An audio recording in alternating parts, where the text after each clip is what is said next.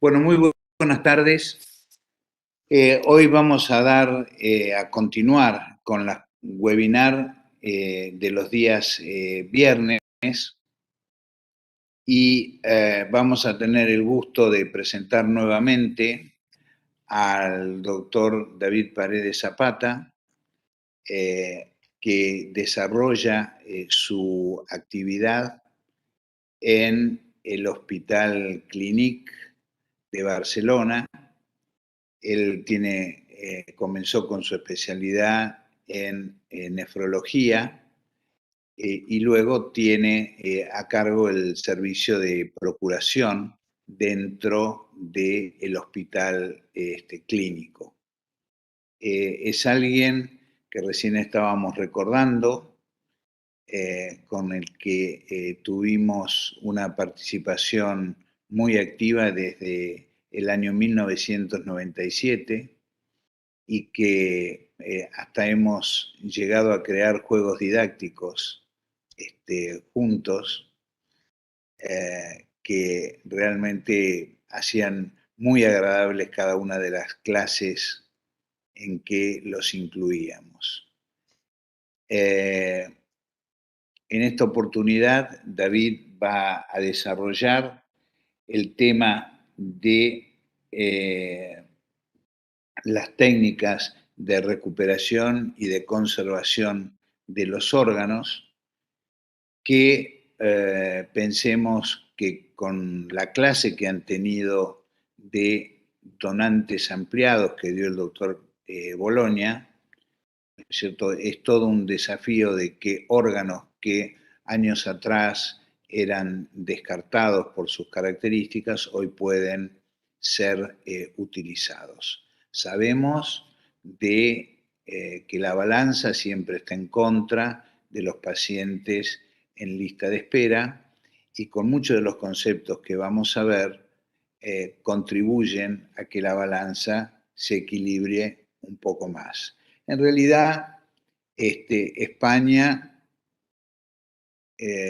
nos cansamos de decirlos, ha logrado prácticamente ese equilibrio, no así otros países como el nuestro. Y siempre estos estudios de vanguardia hacen que se pueda aumentar el número de donantes efectivos. Así que, David, decirte que es un placer nuevamente tenerte con nosotros y de compartir. Te escuchamos. Mil gracias, Clemente, Roberto, todo el grupo. Muchas gracias por la agradable y gentil invitación. Para mí es un placer estar con vosotros, compartir esta tarde. Y voy a organizar la presentación en dos formas.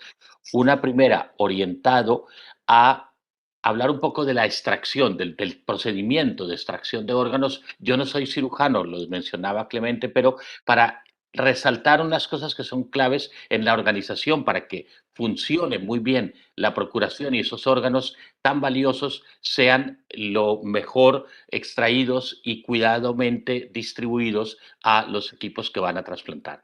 Y luego entraremos en la preservación de los órganos, en la perfusión, las máquinas, etcétera, y lo vamos a ir viendo un poco entre todos.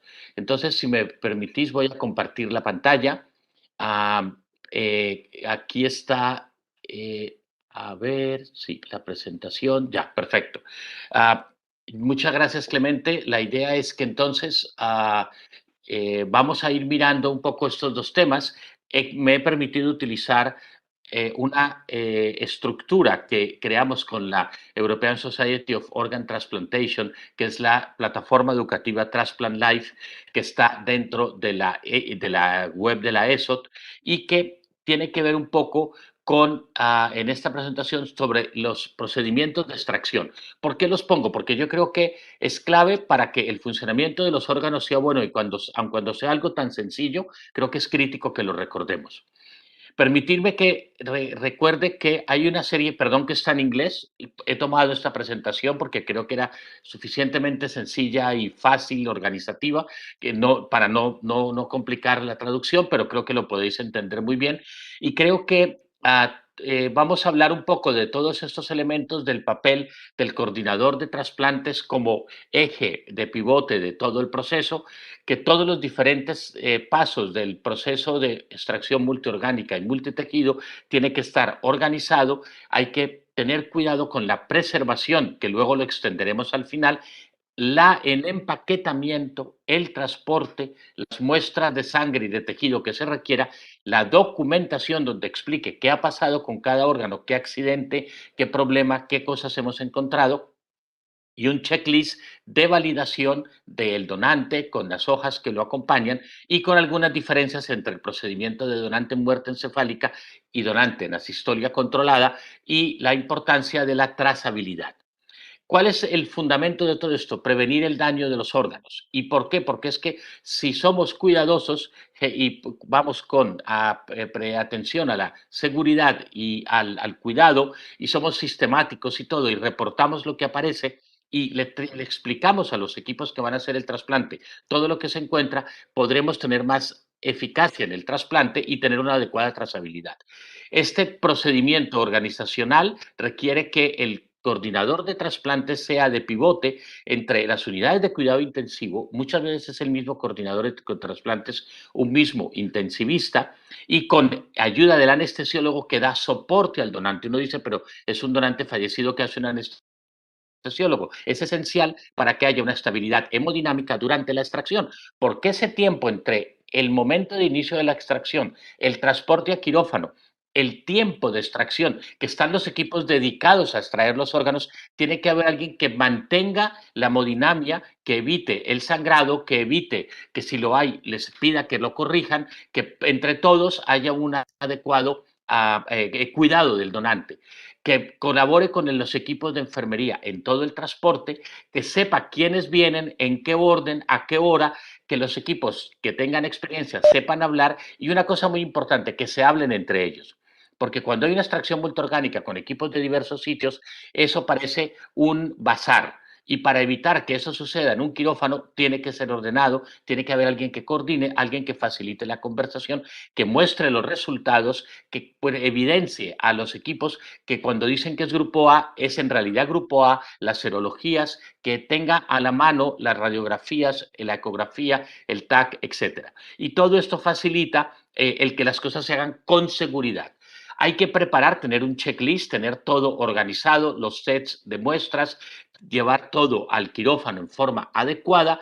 También, teniendo en cuenta si hay que viajar, saber organizar los materiales, cómo llevarlos, transportarlos, las neveras de preservación de los órganos, y a veces hay que ir en aviones pequeños, privados, o en helicópteros o en ambulancias, y hay que tener en cuenta que no disponemos de gran cantidad de espacio. Viajan equipos, los equipos se cansan en el viaje, todo esto son elementos que influyen, y por eso hay que tener unas diferentes etapas que son preparación, una técnica adecuada que siga unos criterios de disección perfecto, una canulación y una extracción cuidadosa y la perfusión de los órganos. Y hay un orden, primero los órganos torácicos, luego los órganos abdominales, luego la backtable o el trabajo de banco de cada órgano para prepararlo para el trasplante, el empaquetamiento del órgano, el transporte, y todo, luego vienen los tejidos y después el cuidado del donante, parte crítica para las familias. Esta extracción permite hacer una evaluación de la viabilidad. Os han hablado de cómo se ha expandido los criterios de los donantes, y a veces llegamos y encontramos sorpresas, encontramos nódulos, encontramos tumores, encontramos cosas que no imaginábamos, y tenemos que inspeccionar ambas cavidades, palpar otros órganos, no solo el que el equipo va a extraer, hacer biopsia de las cosas inesperadas o de los nódulos o de los hallazgos, tener un atomopatólogo que nos colabore y evaluar con evaluación macroscópica y perfusión adecuada del órgano antes, durante la extracción y después del lavado con la solución de preservación en frío. Esto es muy importante, que el donante para la extracción se prepare en forma adecuada, que sea estéril, que sea cuidadoso, que se haga una incisión progresiva, que permita una adecuada exposición de las cavidades y que los cirujanos sepan en qué orden van a entrar y vayan haciendo una disección. Una exposición adecuada de los vasos, identificación inicial de los vasos, que luego será más extensa, con más detalle, teniendo en cuenta que no solo extraen un órgano para un equipo, sino que después del hígado, por ejemplo, viene el páncreas, los vasos a veces hay variantes anatómicas que no lesionemos para el riñón, etcétera. Y luego la canulación fundamental en orden de aorta abdominal, la vena porta, y a nivel de en la parte torácica, la aorta ascendente y la pulmonar. Y a nivel del drenaje venoso, la cava inferior, fundamentalmente para los vasos inferiores. Pero aquí lo importante en el drenaje venoso superior, en la cavidad torácica, es que en algún tipo de donación múltiple, especialmente en el corazón, en la sistolia controlada, en la extracción de sistolia controlada, ese drenaje venoso que se hace por apertura de la aurícula o bien a través de la ácigos, tenemos que tener cuidado. Y por eso es muy importante que cuando vamos a hacer la canulación estén los equipos que van a canular para los vasos torácicos y los equipos de los vasos abdominales, que lo hagan en forma simultánea, que todo mundo esté atento a cómo va bajando la solución de preservación en frío, que baje rápido, que lave y que limpie. Fijaos el color del hígado, cómo ha cambiado a medida que lo hemos lavado, y además tiene lo que se llama hielo pilé, que eso es suero fisiológico, o Ringer con frío, machacado, que permite mantener frío en la cavidad, porque empieza el tiempo de isquemia frío. Este tiempo de isquemia frío empieza desde un momento temprano, empieza ya desde el donante. Empieza cuando hacemos el clampeo de los vasos a mano izquierda, fijaos. Y empieza en el donante, en el donante muerte cerebral es muy corto, porque yo canulo, clampo y empiezo a perfundir. Pero en cambio, en el donante, en la sistolia controlada o no controlada, esos tiempos son mucho más largos, porque depende del tipo de extracción, luego lo veremos, nos generará isquemia. Y entonces la perfusión dependerá en qué momento va a darse, en qué momento hacemos cómo guardamos el órgano, si lo guardamos preservado con solución de preservación, que lo lava, lo limpia, lo guarda depositado en solución, además envuelto estéril y por fuera con hielo en lo que se llama el cold storage, o bien lo vamos a poner en una máquina de perfusión que, de acuerdo a las soluciones que usemos, a la temperatura, si va o no con oxígeno y que podemos o no tratar. Entonces, depende de la tecnología de preservación que usemos, podemos nosotros incluso ayudar a preservar el órgano, a recuperarlo, evaluarlo ex vivo y poder luego asumir, incluso esperar biopsias o seleccionar un mejor receptor o trasladar a otros sitios. Incluso en corazón ya se está hablando de expandir las 4 horas del tiempo de isquemia utilizando técnicas nuevas. Yo voy ahora a final de julio a Estados Unidos, hay una reunión para ver cómo expandir los tiempos de isquemia fría en corazón, que es muy corto, y ya veremos si entre máquinas, si entre soluciones con hipercongelación, etcétera, etcétera. Y luego viene todo un tiempo de recalentamiento cuando empieza la anastombosis en el receptor, hasta que hay ese recalentar de pasar de 5 8 grados a 20, 25, luego hay la perfusión con calor y viene entonces la perfusión arterial nuevamente con oxígeno, y es lo que genera todo el proceso de isquemia, reperfusión, y toda esa nueva reperfusión con oxígeno podría generar radicales libres. Las soluciones de preservación las tenéis aquí. Es muy importante que estas soluciones de preservación a lo largo de los años no han evolucionado casi, ya lo veréis. La única que ha aparecido ahora relativamente reciente, hace unos 6, 7 años, es el IGL-1, pero las otras, el Eurocollins y el Belser, Universidad de Wisconsin, son creadas hace muchos años, las que han sido fundamentalmente el Belser o Wisconsin, la solución de gold estándar para la preservación de los órganos y con la que nos comparamos o se comparan todas las soluciones. Las de la derecha, San Tomás y Perfadex, son para órganos torácicos, el Perfadex más concretamente para pulmón, y las otras se utilizan el Custodiol, el Belser, el Celsior y el IGL para órganos abdominales. Creo que vosotros en Argentina utilizáis más Custodiol, nosotros utilizamos más el IGL-1 en nuestro centro y en otros centros, pero quiero solo llamaros la atención al punto de que en la viscosidad hay algunas pequeñas diferencias en la concentración de electrolitos y otra cosa muy importante en los precursores metabólicos. Fijaos que quien tiene antioxidantes y que tiene coloides son solo el Belser y el IGL-1. El polietilenglicol que tiene el IGL-1, que lo tiene el Perfadex, y que hay el hidroxietilestane que tiene hidroxietilestar que tiene el Wisconsin. Luego los tiempos de preservación. Si los preservamos en frío, aquí como está en ese empaquetamiento del hígado, podéis ver que el hígado, el riñón puede llegar hasta 24 horas en preservación con frío, con adecuada temperatura entre 5 y 8 grados, que es perfusión con storage, hígado hasta unas 12 horas con páncreas, el pulmón 6 a 8, el corazón 4 y el intestino delgado unas 8 horas.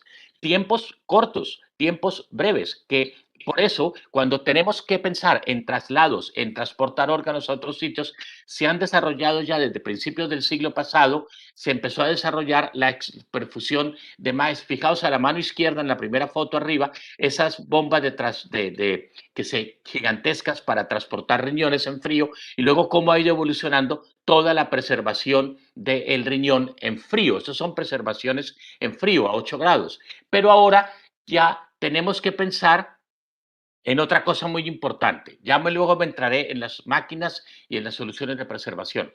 Cosa crítica en los órganos en la extracción.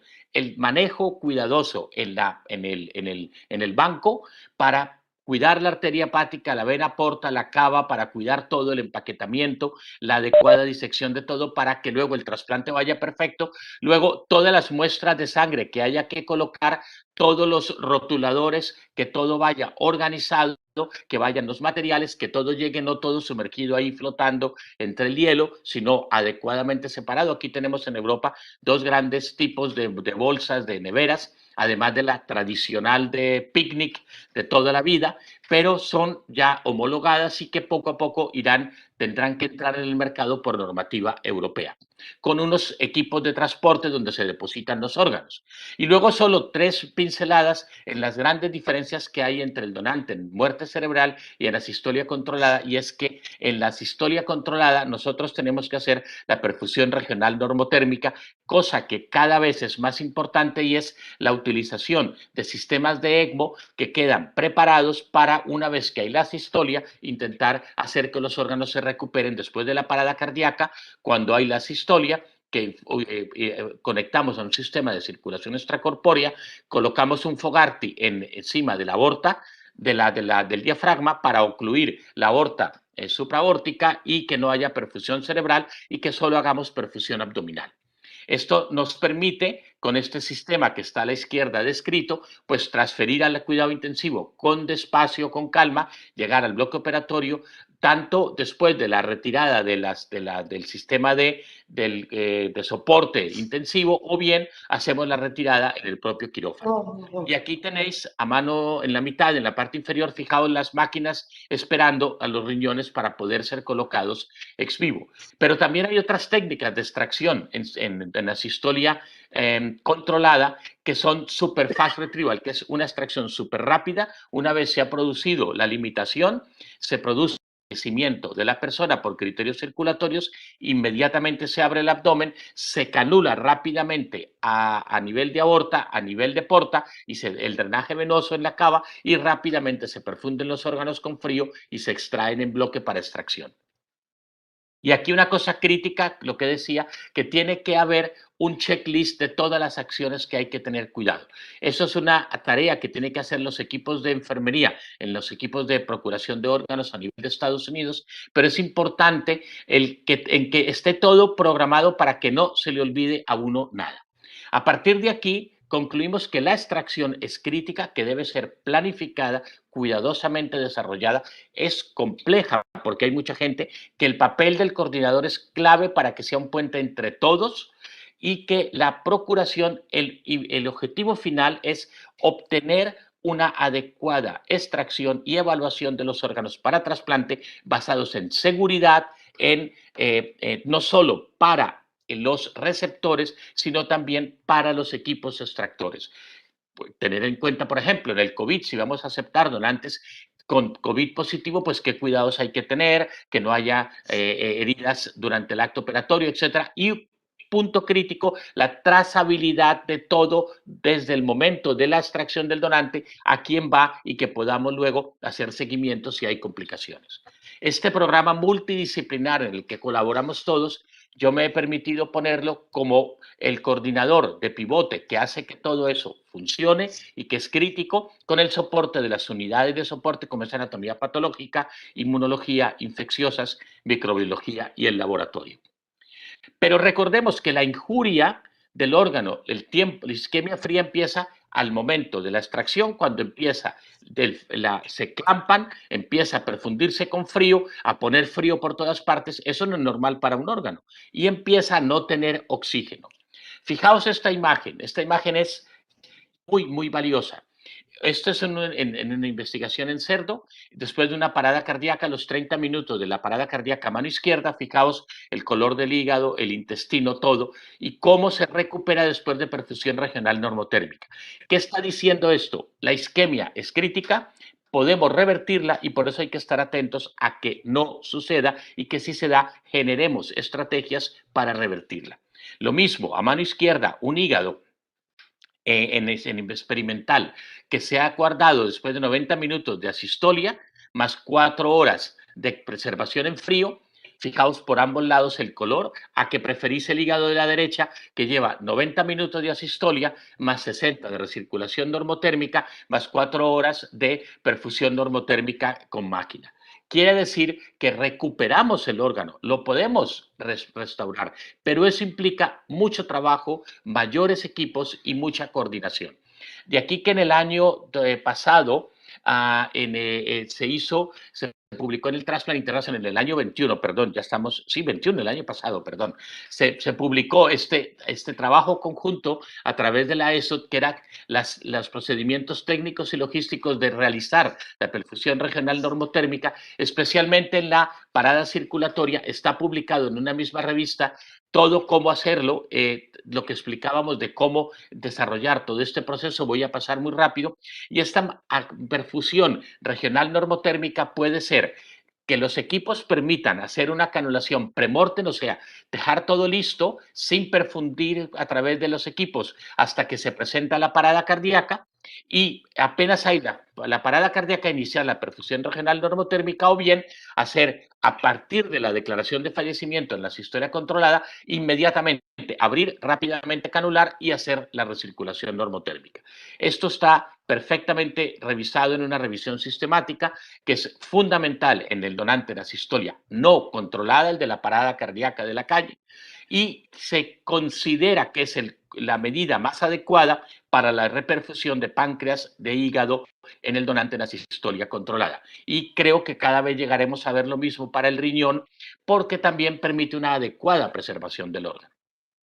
Pero es que no solo esto se ha quedado en la preservación de los órganos abdominales, sino que nos hemos abierto a la preservación simultánea y a la extracción simultánea de corazón, de órganos torácicos y con recuperación abdominal con normotermia. Por lo tanto, cuando es solo extracción pulmonar, el equipo de pulmón viene a extraer el pulmón, le interesa enfriar el pulmón rápido y le interesa mantener, cortar rápido la ácidos y disecar. Obviamente, si el equipo de pulmón viene y hace esa disección para el pulmón, va a perderse mucho volumen, se baja el volumen de la perfusión regional de la bomba y podremos perder la bomba y podremos perder la perfusión de los órganos abdominales. Por lo tanto, tiene que haber una adecuada comunicación entre el equipo torácico y abdominal para evitar estas disfunciones. Y es aquí como ambos equipos tienen que hablar. Aquí está cómo canular la cava, cómo canular la aorta, está como la perfusión de los órganos abdominales. Y fijaos cómo cuando ya nos vamos a hacer perfusión abdominal, tóraco-abdominal, con perfusión regional normotérmica, es muchísimo más complejo que hacerla solo en el abdomen, porque aquí hay que ponerse mucho más en cuidado los equipos, porque aquí vamos a intentar recuperar corazón de donantes en asistolia controlada. Y esa es la exposición del campo quirúrgico, donde abajo está toda la cavidad abdominal, arriba toda la cavidad torácica, y fijaos a la izquierda toda la gran cantidad de clamps que hay, evitando todo el drenaje de los vasos a nivel de circulación a nivel cerebral, porque lo que nos interesa es bloquear toda la perfusión cerebral, porque aquí hemos hecho una declaración de fallecimiento por criterios circulatorios. Por lo tanto, para recuperar un corazón después de una asistolia, que lo podemos hacer con perfusión regional normotérmica, si reperfundimos el tórax y no hacemos un clampaje adecuado de los vasos y de todos los vasos lumbares y un drenaje de toda la sangre del cerebro, habrá reperfusión del cerebro y podría haber alguna reactivación de alguna mínima función neurológica. Esto es un punto crítico en esto tan complejo de la extracción simultánea tóraco-abdominal con perfusión regional normotérmica. Permitirme solo que entre a explicar muy breve los algoritmos de aceptación del injerto renal en muerte cerebral y en asistolia, y que cuando tenemos donante con criterio expandido, ya lo mencionaba Clemente, cada vez nuestros donantes son mayores de 60 años, el 60% son mayores de 60 años, más del 40% son asistolias controladas, por lo tanto tenemos cada vez que tener más riesgos, hay más riesgos en estos donantes, y por eso tenemos la idea de la biopsia, la máquina de perfusión renal. No voy a entrar en el detalle, pero quiero que sepáis que es importante que se estructure en la sistolia y en la muerte encefálica cómo va a ser el equipo para decidir la aceptación renal, según la función de la máquina, las resistencias renales, según la biopsia, según el aspecto macroscópico, etcétera. Y aquí hay un punto que ya lo decíamos en la recirculación normotérmica. Cuando yo voy a hacer la extracción, hay la sistolia. Si yo no hago la perfusión regional, es como el celular. Si se os está pagando, está todo el mundo desesperado. Si nos desesperamos tanto con el celular, ¿por qué no nos desesperamos con reperfundir adecuadamente y recargar los órganos y prevenir la isquemia? De aquí que hay varios artículos recientes hablando de todo el tema del efecto de la isquemia. Aquí son imágenes muy bonitas de cómo se genera la apoptosis por toda la isquemia a nivel hepático, por ejemplo, y no voy a entrar en estos detalles, pero fijaos cómo históricamente hay algo muy, muy genial. Si nosotros bajamos la temperatura, el metabolismo baja, pero no baja a cero, se mantiene. Y ese metabolismo que se mantiene hace que yo vaya generando sustancias que, si no tengo oxígeno, el órgano se puede ir deteriorando. Pero fijaos cómo en el año 70 este era nuestro teléfono.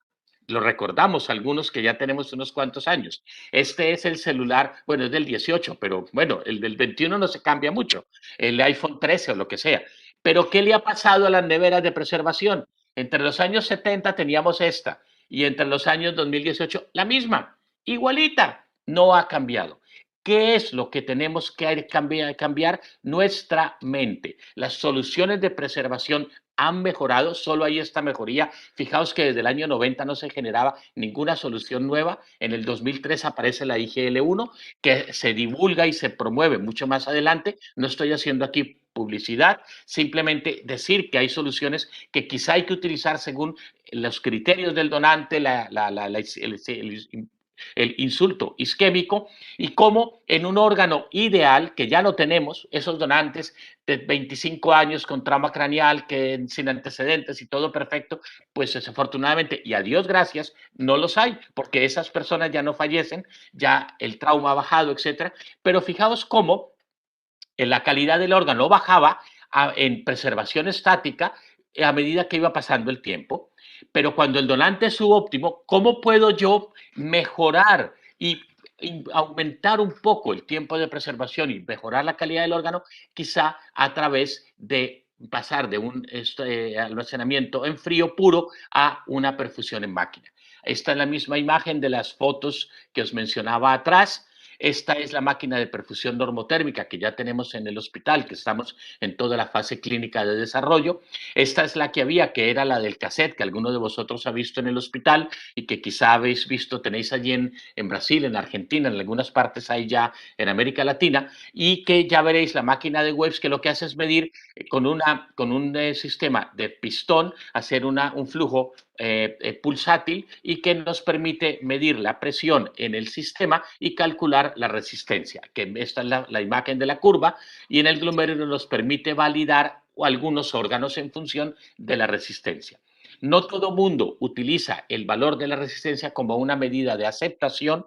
Nosotros lo hacemos. Esta es la forma como se conecta la máquina. Aquí están los dos riñones conectados en la máquina antigua, que nos encantaba porque los dos riñones del mismo donante quedaban juntos en el mismo cassette. Pero esta máquina ya ahora es historia. Ahora ya tenemos las nuevas y ya son cada riñón en una máquina independiente. El trabajo crítico clave en la perfusión renal es una publicación del año 2009 del New England, de un estudio randomizado en que todos los riñones se pusieron en perfusión con la máquina, y cómo el retraso en la función del injerto mejoró. Hubo una mejora en la supervivencia, especialmente en los donantes con criterio expandido.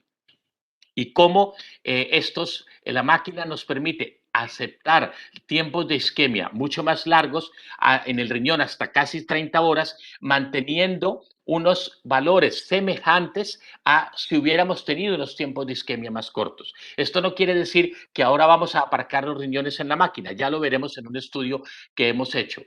La máquina de perfusión y la supervivencia, hay varios estudios que muestran que es mucho mejor la máquina versus el frío, el cold storage, y el efecto de la preservación en la supervivencia es un poquito mejor, y en una creatinina mejor también. Y luego nosotros hemos descrito que el impacto de la máquina en el riñón nos permite evaluar y estudiar los riñones de donante con criterio expandido y mirar qué efecto tiene de acuerdo a la edad del donante, y vemos cómo nosotros, a medida que el donante es más mayor, hay más riesgo de hipertensión, más riesgo de diabetes. Podéis ver aquí, en el donante joven la diabetes es mínima, en el donante mayor la diabetes llega casi al 25%, un 50-60% tienen hipertensión, y hay anoxia encefálica, que también es una causa de isquemia previa.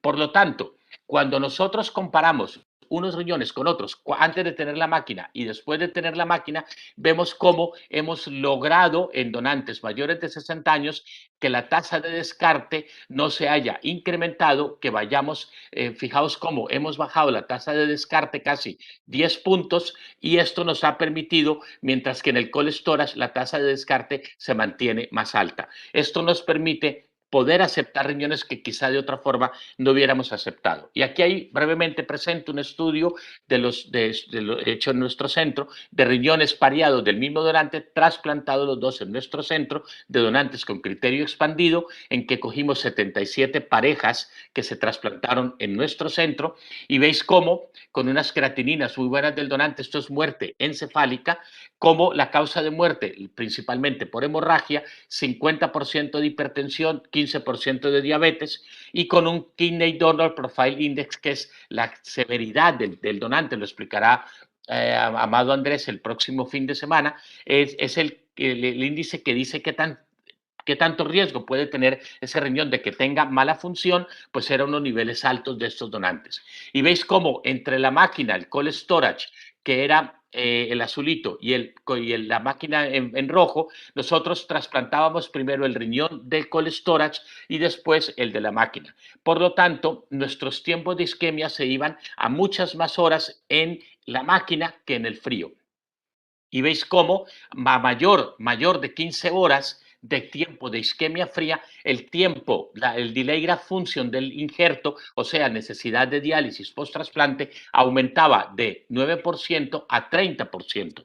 Y cómo comparativamente entre los dos sistemas no tuvimos mayor diferencia entre, entre las dos preservaciones cuando teníamos riñones que estaban en frío con un tiempo igual de largo, de tiempo de isquemia fría, lo que quiere decir que nosotros mantuvimos unas creatininas adecuadas al descargue, al alta del hospital en el grupo con cold storage y un poquito más bajitas con la máquina, pero lo importante es que el número de sesiones de diálisis fueron más o menos iguales para órganos que se habían trasplantado con un tiempo total de isquemia fría, fijaos, de 16 horas, de 19 horas en la máquina versus el que hizo delay graft function 19 versus 16 y el que no lo hizo 18 contra 13. Quiere decir que nos ha permitido poder incrementar ligeramente el tiempo de isquemia fría en 6 horas, que es importante para un riñón, independientemente de ambas estrategias, que el tiempo ideal de isquemia fría para el riñón del donante con criterio expandido en muerte cerebral es de 15 horas y que cuando comparamos ambas estrategias tenemos que evitar tiempos muy largos y que en el donante en muerte encefálica es ideal trasplantar con tiempo rápido, pero que la máquina, cuando por cuestiones de quirófano, etcétera, nos obliga a extender el tiempo de isquemia, pues podemos con cierta seguridad mantener el riñón en la máquina y dar unos resultados muy semejantes a aquellos que se han preservado solo en frío y con tiempo de isquemia más corto. ¿Qué quiere decir? No es que la máquina nos permita alargar los tiempos porque sí, que si se obliga, los podemos hacer, pero lo ideal ir con tiempo de isquemia fría. Y esto es otro trabajo, solo muy breve, que es en el donante en parada cardíaca no controlada, que es el de la calle, que hicimos una validación del el valor de resistencia renal como punto de corte para la aceptación del riñón. Cogimos donantes mayores de 60 años de asistolia no controlada para mirar el factor predictivo del punto de resistencia y ya me adelanto, perdón, y que para todos los grupos nosotros decíamos que había un valor que el cut-off point de predecir la mala función del injerto era cuando la resistencia era mayor de 0,3. Esto nos ha permitido tener que no aceptar donantes mayores de 60 años para asistolia no controlada y que cuando ponemos esos riñones, una vez extraídos, que han tenido una isquemia larga después de la parada cardíaca y después de, cuando están en normotermia, en recirculación normotérmica antes de la extracción, luego los ponemos en frío en la máquina del riñón ex vivo y si tienen resistencia más de 0,3, no lo aceptamos. Ahora hay preservación normotérmica del riñón. Esto ya es desde el año 2011 lo están hablando Sarah Osgood y Michael Nicholson y lo hacen en Montreal, lo empezaron en Cambridge y esto lo que implica es tratar de utilizar normotermia para resucitar los riñones, ver cómo producen orina, ver cómo se perfunden, ver cómo se maneja la creatinina y tratar de resucitarlos. Todavía no está tan aceptado porque resulta que la dinámica del riñón no es la misma que la del hígado, es mucho más compleja y el manejo tubular de la reabsorción tubular y de la excreción tubular no es lo mismo como el hígado, que es una máquina metabólica. Este tiene un proceso el riñón tiene proceso de filtración, luego reabsorción tubular, luego nuevamente excreción. Por lo tanto, lo que uno mide en la orina, en la máquina ex vivo con normotermia, es más complejo de entender y todavía estamos aprendiendo en eso. Por lo tanto, aquí tenemos la máquina de Evers que os montaba cuando empezamos con los riñones. Estos son riñones no válidos para trasplante experimental. ¿Cómo los fuimos conectando? Fijaos la producción de orina. Bueno, aquí estamos con el equipo y pasamos de aquella máquina de Carroll Lindbergh del año 35 a la máquina más moderna y simplemente nos permite una evaluación adecuada del donante, una evaluación con criterios de perfusión, prolongar el tiempo de isquemia en algunos casos, particularmente el donante en asistolia, que nos permite conseguir un buen receptor, pero evitamos descartar órganos en donantes con criterio expandido y en el futuro una manipulación del órgano. Esto es renal, pero es que el hígado ha crecido en una forma brutal la cantidad de máquinas que hay desde máquinas de normotermia, otras hipotermia, subtermia, normotermia, y hay diversas casas comerciales que lo están distribuyendo por todo el mundo, y veis desde Transmedics, Es Vivo, etcétera, y el propósito que tienen es evitar la isquemia del hígado cuando está extraído. Y luego, si es un órgano que había tenido isquemia previa o que es esteatóxico o que tiene un nódulo o algo que tenemos que hacer una biopsia, pues lo que interesa es revertir esa isquemia, y por eso está en estas figuras relativamente reciente publicadas, en que con la máquina lo que se intenta, con la normotermia, es como reperfundir nuevamente, producir ATP, que con la subnormotermia se logra, al parecer, dicen también igual, pero no hay todavía estudios que digan que es mejor la hipotermia que la subnormotermia, o la hipotermia con oxígeno disuelto en la sangre, u oxígeno a través de un filtro de oxigenación como el de las máquinas de ECMO, pero le sube 2.000 euros al costo del cassette.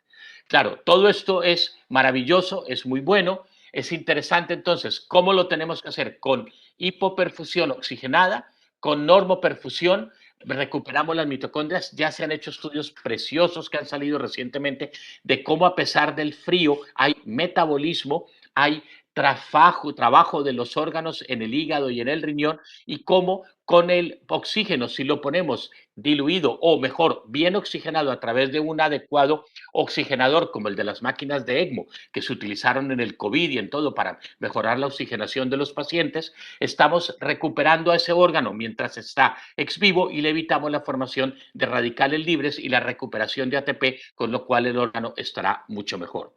Y entonces aquí están las imágenes de las máquinas. Estos son los modelos experimentales. Yo voy a ir aquí un poquito rápido. Hay una serie de trabajos en marcha, y entonces lo que interesa, fijaos cómo podemos tener subnormotermia o hipotermia. ¿Y qué pasa? Que cuando yo voy a hacer la extracción, puedo hacer perfusión regional, o después lo pongo en frío, o puedo hacer extracción, máquina de perfusión y luego otra vez frío, o extracción, frío, frío, y luego al final máquina cuando me llega desde otra ciudad, por ejemplo, o bien lo voy a extraer y lo pongo en perfusión en máquina desde el momento mismo que lo extraigo, o bien arranco con perfusión regional normotérmica desde el donante, lo hago al momento que lo extraigo, lo pongo inmediatamente en máquina, y es lo que se llama la extracción hepática libre de isquemia. Esto es algo a lo que se acabará llegando, especialmente en donantes en asistolia controlada, en donantes con riesgo, con esteatosis, con paradas cardíacas previas, anoxia encefálica, recuperado el corazón, pero que no se ha recuperado el cerebro, y por lo tanto no llega a muerte cerebral y se hace asistolia controlada, y tendremos pues que pensar en esto. ¿En qué momento hacer la perfusión ex situ en la máquina? ¿Lo preservo en frío? ¿O lo hago continuo todo el tiempo con la máquina? ¿O lo hago en frío y luego con la máquina? ¿O le enfrío la máquina, luego frío? Nadie se ha puesto todavía de acuerdo. Hay mucho debate, hay mucho que se habla en los congresos. Tendréis el congreso de la TTS en Buenos Aires. Desafortunadamente no podré ir, pero seguro que habrá una gran cantidad de temas dedicados a las máquinas. Ahora ya en los congresos de trasplante no hay empresas que llevan a inmunosupresores, porque ya no hay nuevos proyectos de inmunosupresión nueva o de nuevos antirrechazo. Lo que tenemos es gran número de empresas con máquinas de todo tipo. Y no solo la hay en hígado, no solo la hay en riñón, la hay en pulmón. Aquí está el caso en un donante, veis a Ángela allí, en un donante de la sistolia no controlada, que intentamos hacer una preservación del pulmón, ponerlo en la máquina luego en investigación en este donante, ponerlos en vivo, no para trasplante, que esta es la máquina de preservación, como hay también la máquina de preservación del corazón. Y en últimas, ¿qué es lo que pasa? Es lo que ya os decíamos, es el futuro de la perfusión de los órganos, y el recondicionamiento está en recondicionar desde el principio, antes de la extracción, con la normotermia, para evitar todo el daño isquémico, evitar el cholestatic preservación, si lo tengo que hacer con tiempo de isquemia muy rápido, es decir, trasplantar rápido para evitar isquemias largas, y si tengo que enviar lejos, tengo que recondicionar, y para eso tengo ya diversas máquinas que me permiten poder mejorar la calidad del órgano. Por lo tanto, aquellas neveritas de toda la vida, la neverita del picnic, esa edad del hielo, pues yo creo que se nos está yendo, se nos está acabando. Y aun cuando el equipo vuelve, a mí me encanta esta película de Ice Age, el equipo es fabuloso, vuelven todos, pero se nos está acabando el hielo, el calentamiento global, y yo creo que tenemos que pensar en que en el donante hemos de ser muy cuidadosos desde la identificación del donante, en cuidado intensivo, un adecuado manejo del donante, un mantenimiento ideal, que si hay alguna hipotensión, hay una alteración de las enzimas, lo que sea, medir, evaluar, reponer, reparar en el donante, porque está en el donante oxigenado, lo podemos hacer, y luego ir a quirófano con cuidado, el traslado, la extracción, todo, luego la perfusión de los órganos mientras estoy en todo ese tiempo en el bloque operatorio y después la validación ex situ con el laboratorio y con las analíticas. Muchísimas gracias, este es nuestro equipo, yo soy solo un representante del grupo y pues no, pues quedamos pendientes, si te parece, podemos suspender la compartir pantalla y quedo pendiente de vuestras preguntas, dudas, lo que tengáis. Muchas gracias. Bueno, felicitaciones, David, por tu presentación. Realmente, en lo particular, he quedado muy impresionado con todo esto, ya que nos has mostrado todas las posibilidades que existen y uno calcular la diferencia de situación que tenemos cuando todavía en nuestro país no tenemos en la práctica más máquinas de perfusión.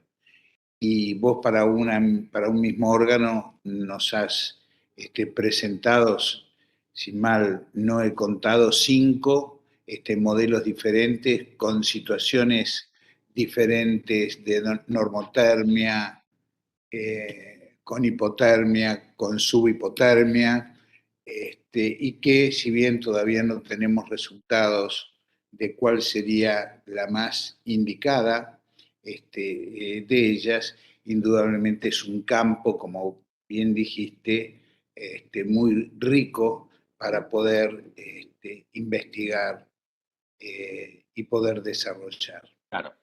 Esperemos nosotros en los albores del DCD, del donante corazón parado, ¿cierto? Poder ya empezar a contar con alguna de ellas. Sé que en alguna provincia, creo que en Córdoba, están desarrollando alguna de origen nacional y que disminuiría los costos de poder utilizar Claro.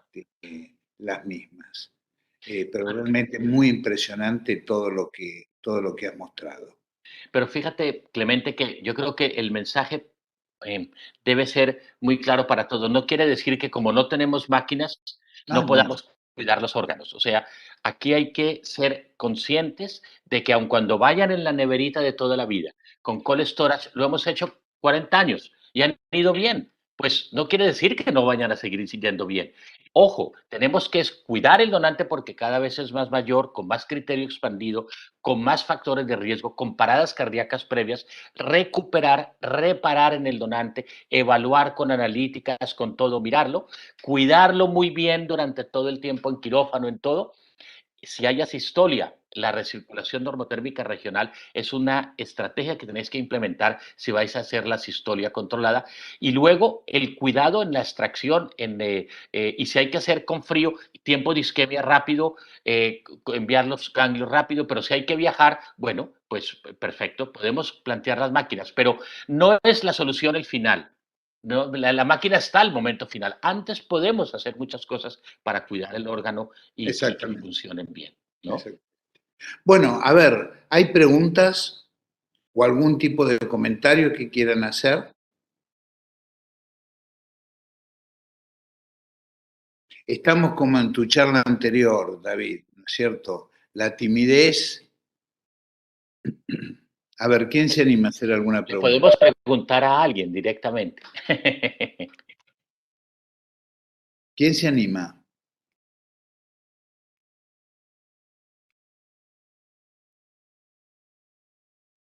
Ustedes se algunas de las... podían, yo quiero hacerles una pregunta. ¿Ustedes se imaginaban en algún momento la complejidad de lo que nos han mostrado muchos de los disertantes españoles que tienen en sus programas?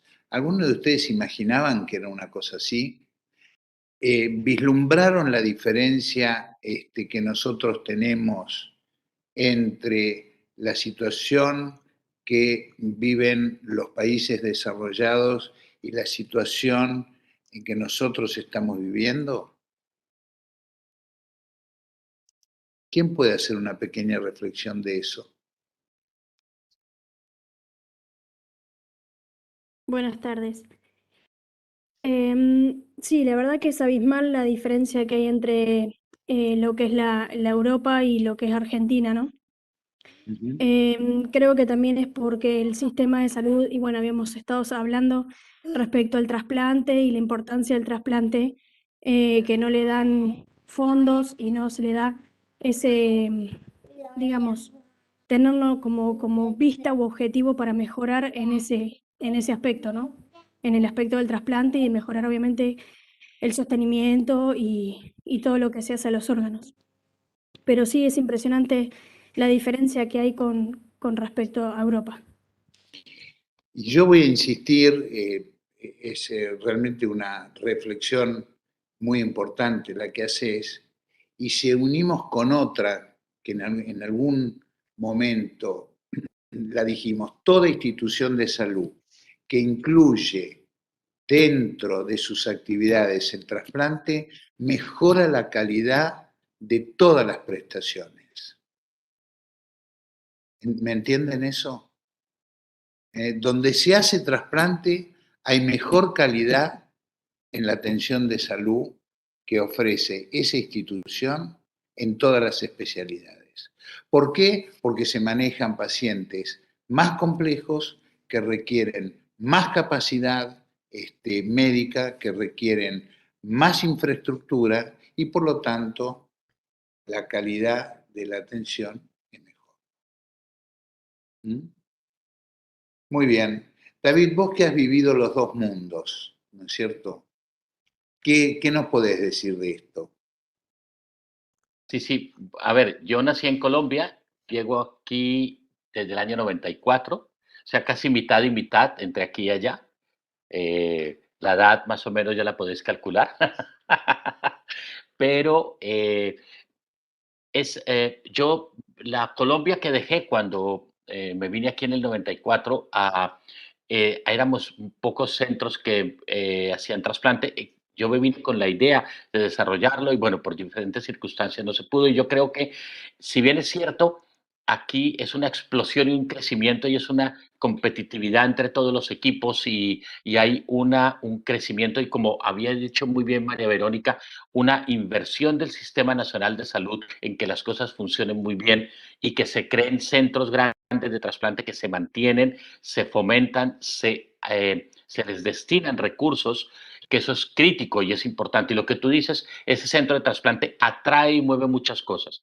Y es lo que uno está viendo. En Colombia yo he visto que los grandes centros que hacen trasplante, como a vosotros os pasa, han crecido mucho más. Son centros de muy buena atención de prestación médica y de enfermería y de atención sanitaria, y son los que más iniciativa tienen, los que más empujan a los demás y los que tienen que servir de educadores para los demás. Y yo creo que hay que arrancar con la asistolia controlada en América Latina. Se han hecho pequeños acciones esporádicas, pero hay que arrancar con un criterio de discusión de ese concepto ético, de si hay limitación en la UCI, de si hay las historias, y tenemos que hacer que eso crezca. Y hay que obligar a que el sistema sanitario y la ley incluyan eso en la donación, porque es que lo iréis viendo. No, no, yo creo que tenéis que ahorrar años en procesos, no tener que repetir lo mismo que hemos hecho nosotros en muchos años, sino aprovechar lo que ya se ha hecho y aplicar cosas que ya vienen haciéndose. No arrancar de cero, hay que ganar etapas. Ya se han hecho, ya se han probado que son buenas, Y eso es necesario que haya 2, 3 centros que arranquen con la sistolia, pero con perfusión regional normotérmica. Si vais a hacer con perfusión súper rápida y en frío, no, porque los órganos no les va a ir bien. Entonces se va a bloquear el programa, nadie le va a creer y no va a arrancar. Entonces, ahí yo creo que tenéis un compromiso los responsables en empujar para que arranque. Yo creo que es un tema pendiente.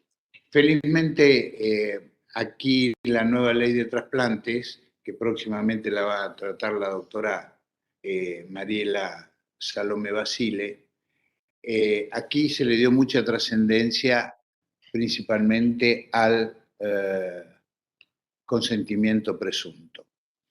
Y tiene otros 2 puntos que, en mi humilde opinión, son mucho más importantes.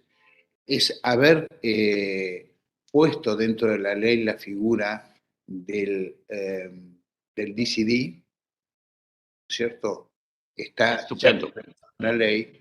Y algo que nos enseñó, y yo nunca lo había pensado, la doctora Chloé Ballesté, que el consentimiento presunto les ha permitido a ustedes en España, poder canular al paciente, ¿no es cierto?, o al cadáver, ¿no es cierto?, previo a la entrevista familiar, ¿cierto? O sea que el equipo médico está protegido desde el punto de vista legal, ¿no es cierto?, a poder hacer una mínima intervención para después continuar con el proceso. Eso es algo, en mi humilde opinión, muy, muy importante. Eso es lo que tenemos que aprovechar para el desarrollo.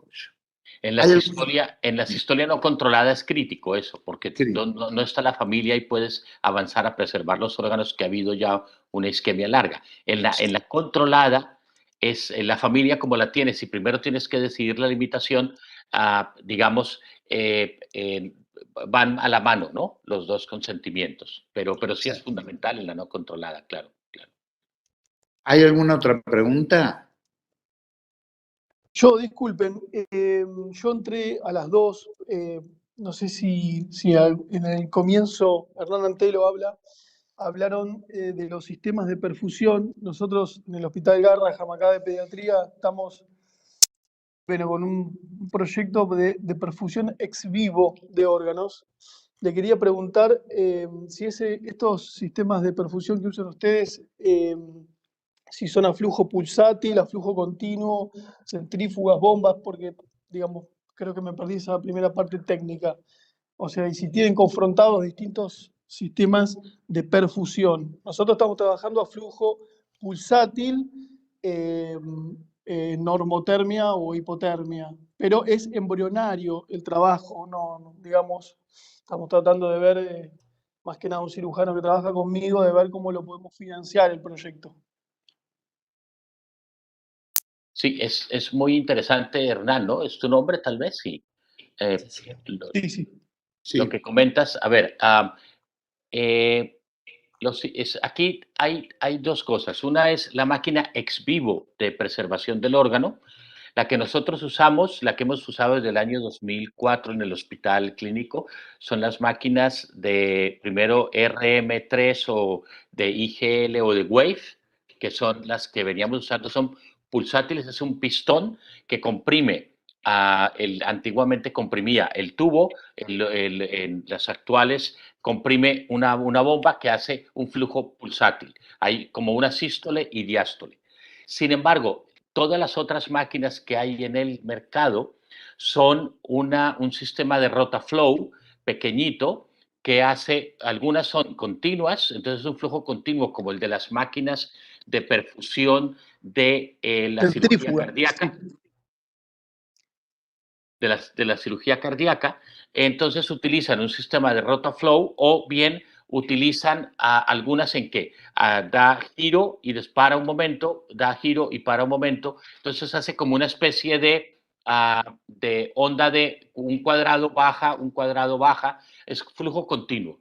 Nosotros creemos que el flujo pulsátil es mucho mejor para el riñón. La experiencia que tenemos en hígado, estamos aprendiéndola más, pero ya son flujos, son bombas de Rotaflow, son bombas continuas, no son bombas pulsátiles en el hígado. En el hígado se utilizan unas presiones diferentes que en el riñón. Sí, creo, por lo que entiendo, estáis desarrollando una máquina renal. Yo creo que si lo que queréis hacer es para normotermia o hipotermia, tenéis que utilizar básicamente en todo el mundo lo que hay, la mayoría son Rotaflow y son flujo continuo. Nosotros preferimos el pulsátil, pero las máquinas en pulsatilidad pura para normotermia son más difíciles de desarrollar. Entonces, yo creo que tendréis que hacer flujo continuo con Rotaflow para la máquina renal. Bien, buenísimo. Por último, te quería decir, David, que algo que tal vez pasó desapercibido es que cuando uno coloca un órgano en máquina, vos nombraste, por ejemplo, medir la resistencia renal, y como son riñones de criterios ampliados, ya de acuerdo a esa resistencia, si es mayor de 3, lo descartan. Le permite al coordinador de trasplante medicar al órgano y ponerlo en óptimas condiciones para el trasplante. Hay muchas situaciones en las cuales tanto el corazón como en el pulmón, como en el riñón mismo, que en el caso del corazón, al tener, por ejemplo, un monitor multiparamétrico incorporado, le permite poder tratar determinadas situaciones y llevarlo a quirófano, ¿no es cierto?, en mejores condiciones que una conservación simple hipotérmica. Claro. ¿No es Sí, cierto? sí. Esa reparación del órgano con medicamentos y con vasodilatadores, o por ejemplo utilizar tansinofilo o poder utilizar algún otro vasodilatador, por ejemplo en el riñón para reducir la resistencia renal, todavía no hay estudios que nos digan, porque son muy difíciles de hacer. Si yo le pongo una medicación, reduzco la resistencia renal, ¿eso qué significa? ¿Que he mejorado el órgano o he mejorado la perfusión de la solución de preservación, que se difunda más adecuadamente por todo el órgano, llegue más en toda la extensión del riñón y me evite que haya daño en diversas zonas? Un poco para entendernos, la isquemia fría, una de las cosas que genera es una vasoconstricción importante. Y uno lo ve especialmente en la sistolia no controlada, estos riñones cuando se extraen y luego se colocan en la máquina, lo que uno ve es que empieza con una resistencia alta, por encima de 1, 1.3, 1.4 o a veces un poco más alta. Y luego va bajando hasta 0.3, 0.4.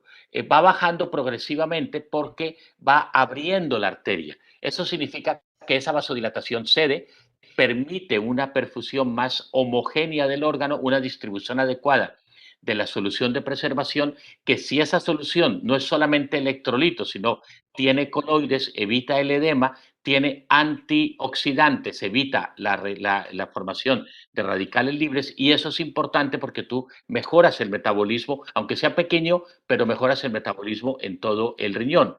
Y luego esos riñones, cuando van a trasplantarse, ya no está tan vasoconstreñido como si yo lo trasplantara colocándolo en frío, porque se mantiene el frío y la vasoconstricción se mantendría. Luego ese riñón perfunde mejor en el receptor.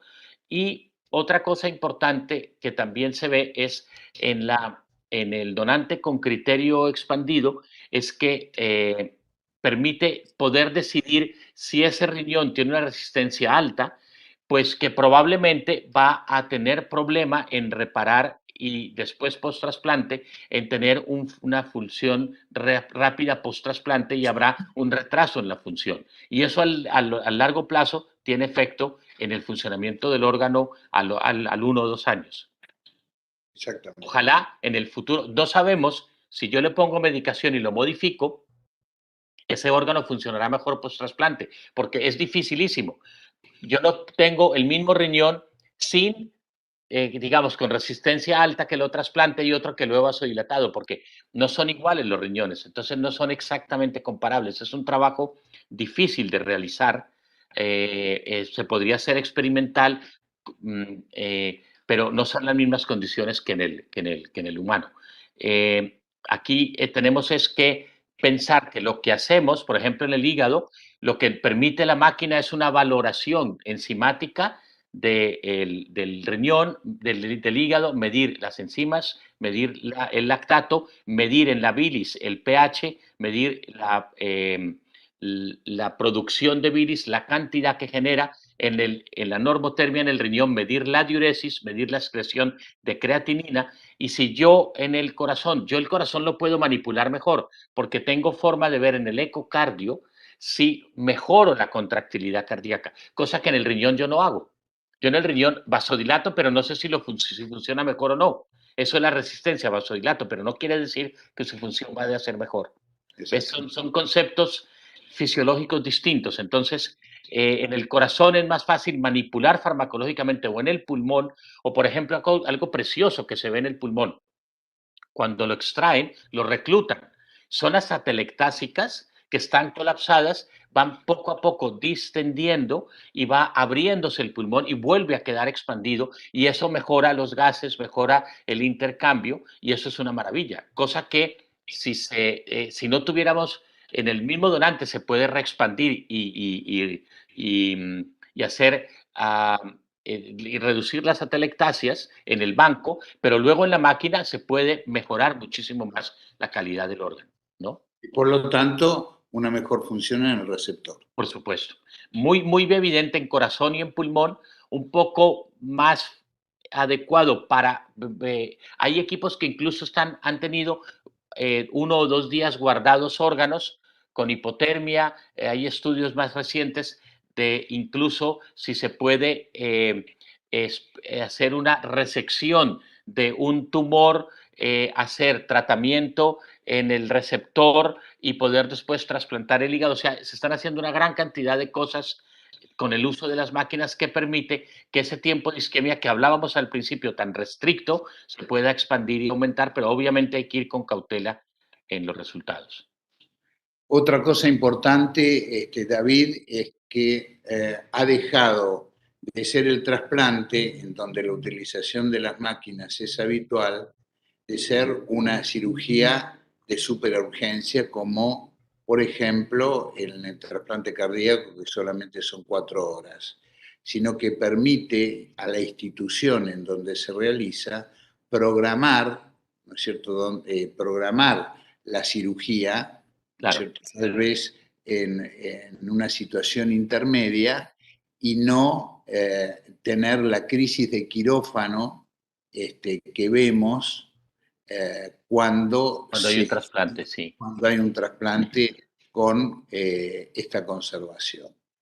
Y eso es un grave problema en los hospitales, tener que cancelar la cirugía programada es horroroso, porque hay un trasplante que le tienes que dar prioridad por el tiempo de isquemia, pero hay pacientes con cáncer, pacientes con otras patologías que es un complique, es muy difícil. Exactamente. ¿Hay alguna otra pregunta para el doctor David? Bueno, David, nosotros tenemos otra reunión. Te agradecemos muchísimo. Roberto se ha tenido que retirar y te deja los saludos. Transmítele también un abrazo y un saludo especial, por favor. Una lástima que no vengas a visitarnos. Me encantaría, pero no puedo este año ir allá a veros y ya me gustaría porque me encanta Argentina y vuestra casa es maravillosa, de modo que seguro será un congreso muy bueno y muy provechoso para todos vosotros y muy bueno para el país. ¿Vale? Exactamente, vamos a ver, ojalá. Seguro, Ojalá. seguro que sí. Bueno, ¿Vale? que tengan todos un buen fin de semana y nos estaremos viendo el miércoles que viene. Felicitaciones, doctor, excelente y muy, muy interesante. Para la parte que hacemos investigación del laboratorio nos interesa mucho, mucho el tema Pues y muchas muy gracias. claro. Ánimos Muchas gracias. que podéis hacer mucho.